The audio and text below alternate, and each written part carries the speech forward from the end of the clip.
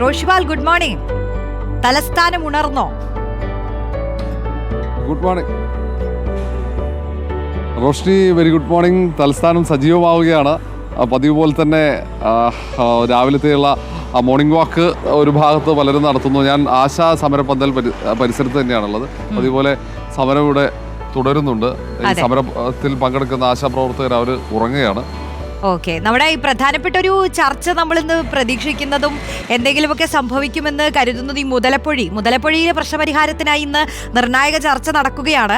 മത്സ്യത്തൊഴിലാളി പ്രതിനിധികൾ ഫിഷറീസ് മന്ത്രി സജി ചെറിയാനെ കാണും. പ്രതീക്ഷയുണ്ടോ മത്സ്യത്തൊഴിലാളികൾക്ക്?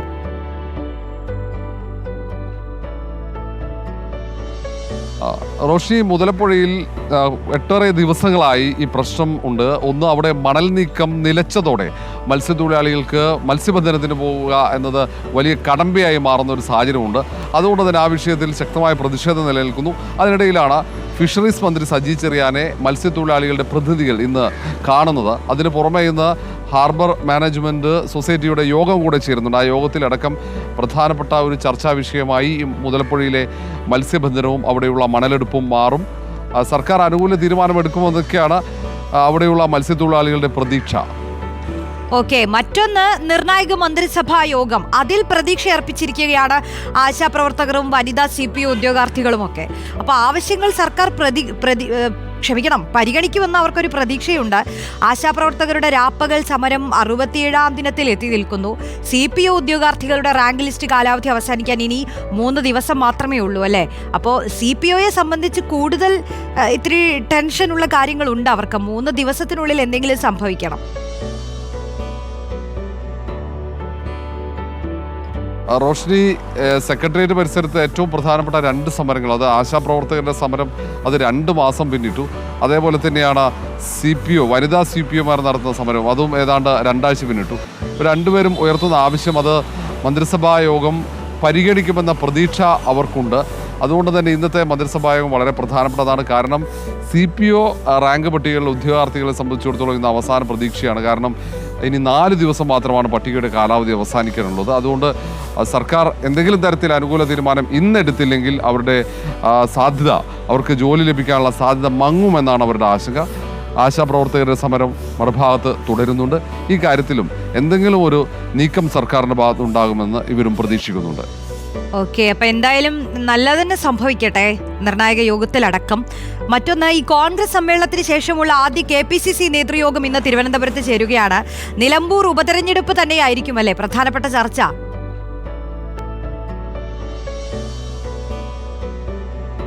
റോഷ്നി, ഇന്നത്തെ KPCC നേതൃയോഗത്തിൻ്റെ ഒരു പ്രത്യേകത AICC സമ്മേളനത്തിന് ശേഷമുള്ള യോഗമാണ്.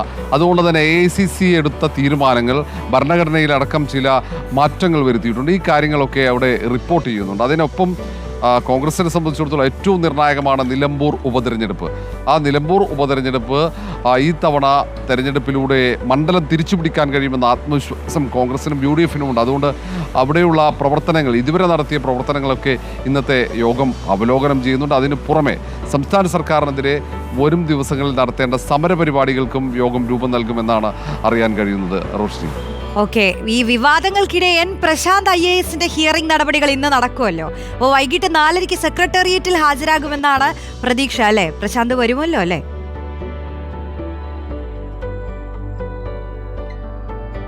റോഷി, ഇന്ന് വൈകുന്നേരം 4:30 സെക്രട്ടേറിയറ്റിലാണ് ഈ പ്രശാന്തിൻ്റെ ഹിയറിംഗ് നടക്കുക. ചീഫ് സെക്രട്ടറി ഹിയറിംഗിന് വിളിക്കാനുള്ള കാരണം പ്രശാന്തിനെതിരെയുള്ള അച്ചടക്ക നടപടിയുമായി ബന്ധപ്പെട്ടാണ്. നമുക്കറിയാം, IAS ഉദ്യോഗസ്ഥന്മാർക്കിടയിലുള്ള ചേരിപ്പോര് രൂക്ഷമാണ്. AJ തെലുങ്കുമായി ബന്ധപ്പെട്ട തർക്കങ്ങൾ, പരസ്യ വിമർശനങ്ങളൊക്കെയാണ് സസ്പെൻഷനിലേക്ക് എത്താൻ വഴിയൊരുക്കിയത്. ഏതായാലും ഇന്നത്തെ ഹിയറിംഗ് പ്രശാന്തിനെ സംബന്ധിച്ചിടത്തോളം ഏറ്റവും നിർണായകമാണ്. 4:30 സെക്രട്ടേറിയറ്റിൽ നടക്കുന്ന ഹിയറിംഗ് തത്സമയം സംപ്രേഷണം ചെയ്യണമെന്ന ആവശ്യം പ്രശാന്ത് ഉന്നയിച്ചെങ്കിലും ആദ്യം അത് ചീഫ് സെക്രട്ടറി ശാരദാ മുരളീധരൻ അംഗീകരിച്ചു. പിന്നീട് കഴിഞ്ഞ മാസം 11-ന് മറ്റൊരു കത്തയച്ചു. അത് അംഗീകരിക്കാൻ കഴിയില്ല എന്ന ഒരു കത്താണ്. അതുമായി ബന്ധപ്പെട്ട ഒരു വിമർശനം സാമൂഹ്യ മാധ്യമത്തിലൂടെ പ്രശാന്ത് നടത്തിയിരുന്നു. ഏതായാലും വൈകിട്ട് നടക്കുന്ന ആ ഹിയറിംഗ് വളരെ പ്രധാനപ്പെട്ടതാകും. ഓക്കെ, എന്തായാലും ബ്യൂറോക്രാറ്റുകൾക്കിടയിലെ പോരുമൊക്കെ ഇതോടുകൂടി അവസാനിക്കുമോ എന്നൊക്കെ നോക്കാം. ഈ ഹിയറിംഗിൽ അത്തരത്തിലുള്ള പ്രതീക്ഷകൾ നമുക്ക് വയ്ക്കാം. മറ്റൊന്ന്, സംസ്ഥാനത്തെ പുതിയ ചീഫ് സെക്രട്ടറിയെ ഇന്നറിയാം. IAS ഉദ്യോഗസ്ഥരായ മനോജ് ജോഷി, A ജയതിലക് എന്നിവരാണ് പരിഗണനയിലുള്ളതല്ലേ. ആരായിരിക്കുമെന്നുള്ള സൂചനകളൊക്കെ എപ്പോൾ കിട്ടും?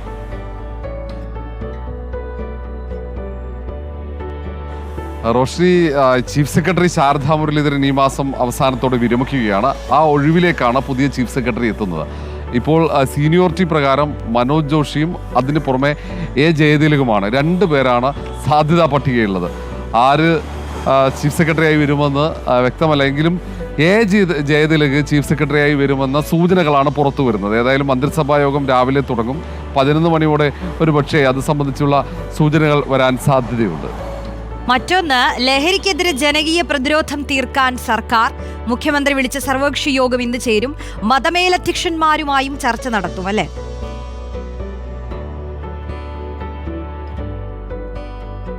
മയക്കുമരുന്നിനെതിരെയുള്ള പോരാട്ടം ശക്തിപ്പെടുത്തുകയാണ് സർക്കാർ. അതിൻ്റെ ഒരു ഭാഗമായിട്ടാണ് ഇങ്ങനെ യോഗം വിളിച്ചു ചേർത്തിരിക്കുന്നത്. നേരത്തെ നമുക്കറിയാം, പ്രധാനപ്പെട്ട സംഘടനകളെ അടക്കം വലിയൊരു യോഗം നിയമസഭാ മന്ദിരത്തിൽ വിളിച്ചു ചേർത്തതാണ്. അതിന് പിന്നാലെയാണ് ഇങ്ങനെ സർവകക്ഷി യോഗവും മതമേലധ്യക്ഷന്മാരുടെ യോഗവുമൊക്കെ മുഖ്യമന്ത്രി നേരിട്ട് വിളിച്ചു ചേർക്കുന്നത്. ഇന്ന് ഓൺലൈനായാണ് യോഗം ചേരുന്നത്. ഉച്ചതിരിഞ്ഞാണ് 2 യോഗങ്ങളും.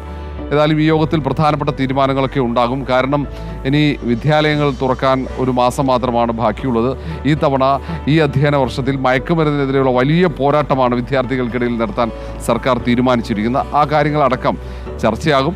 ജനങ്ങളുടെ പിന്തുണയോടെ മാത്രമേ ഈ മയക്കുമരുന്നിനെതിരെയുള്ള പോരാട്ടം മുന്നോട്ട് കൊണ്ടുപോകാൻ കഴിയൂ എന്ന് മുഖ്യമന്ത്രി തന്നെ വ്യക്തമാക്കിയിട്ടുണ്ട്. അതുകൊണ്ട് തന്നെ യോഗത്തിന് വലിയ സാമൂഹ്യ പ്രാധാന്യം കൂടിയുണ്ട്. റോഷ്നി, ഒരു വാർത്ത കൂടി സംഭവിക്കുന്നുണ്ടല്ലോ ഈ തിരുവനന്തപുരത്ത്. 2023 സംസ്ഥാന ചലച്ചിത്ര പുരസ്കാര വിതരണം ഇന്ന് തിരുവനന്തപുരത്ത് നടത്തും. നിശാഗന്ധി ഓഡിറ്റോറിയത്തിൽ നടക്കുന്ന ചടങ്ങിൽ മുഖ്യമന്ത്രി പുരസ്കാരം സമ്മാനിക്കും.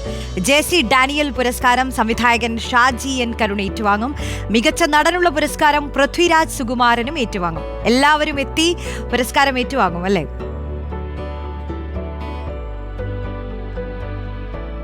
അതെ, ഇന്ന് വൈകിട്ട് 7:30 ചടങ്ങ് നടന്നത് നിശാഗന്ധി ഓഡിറ്റോറിയത്തിൽ.